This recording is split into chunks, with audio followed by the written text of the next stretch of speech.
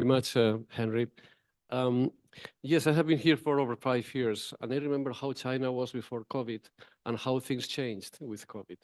What distance was created between China and the rest of the world as a result of COVID. And this was not only, of course, the consequence of the restrictions, but also of some political issues which happened. And in this context, the CCG has done a great job of keeping communication open, of giving a space for open discussion, as Jorge Toledo said before, of promoting exchanges, debates, and these books that you are publishing. And I have the honor to have contributed to the 2 editions.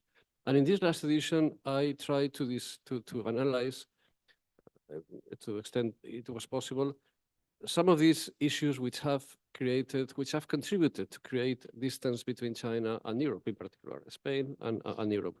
And let me just point out 3 of them. One of them is the imbalance in trade. Trade has become a political issue in Europe. Trade discussions are political discussions. And there is a strong desire in Europe to redress this situation. In the case of Spain, for instance, we have globally a balanced trade structure with the whole world.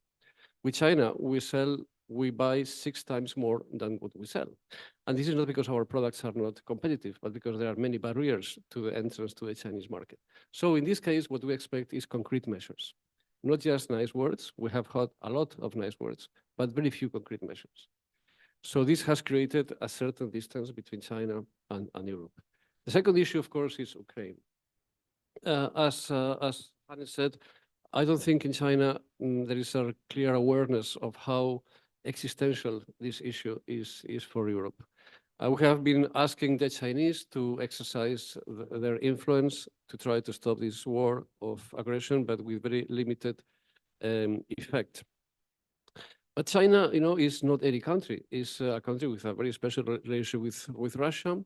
It's a superpower, and it is a permanent member of the Security Council. So what we ask from China is not just to do this or that, but to face its responsibilities as a superpower, to understand that it is not enough to say nice things. A superpower has to act, has to do more, as our Belgian colleague said before. A superpower has a lot of power, but also a lot of responsibility for the global peace and the global balance. And that applies also to Gaza. And I couldn't agree more with the unsustainability of the situation in Gaza. Of course, the terrorist attacks of Hamas are absolutely despicable.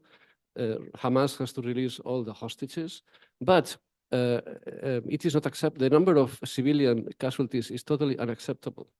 And international humanitarian law has to be respected. So we have to, all of us have to do whatever we can in order to stop this situation, including China. So China is, in a way, perceived sometimes as sitting on the fence, saying nice things and doing very little. And this applies to Ukraine, and applies to Gaza, and applies to other conflicts. China has responsibilities because it has a lot of power. And the last issue I wanted to raise was human rights. We have very different. This is also the issue I raised in the book. We have very different positions on human rights, and sometimes our dialogue on human rights is a dialogue of the deaf, which is very regrettable. But human rights in the end has to do with defending the weak against possible abuse from the strong. And this is a proposition with which nobody can disagree. At the same time, China has done a lot of good things on human rights, for instance, eliminating poverty for hundreds of millions of people. So China should be less defensive in the way they discuss human rights, and more willing to try to find common ground with others who have maybe different views. We are not going to agree on everything, but we could do something more maybe than just, sometimes our dialogue on human rights consists of we raising issues and the Chinese reading papers and no significant engagement. This is not good for the image of China. And frankly, if Europe is the champion of human rights, it's because we have been one of the greatest violators of human rights in our history. Only in 1945, we had to face our miseries, look ourselves into the mirror and think, Nazism was born here. Stalinism was born here. We have to do something about it. So we changed, and it has worked for us. So we're sure that it can work also for others. And we understand others come from different backgrounds. We are not going to agree on everything, but it should be possible to try to find common ground, to try to engage.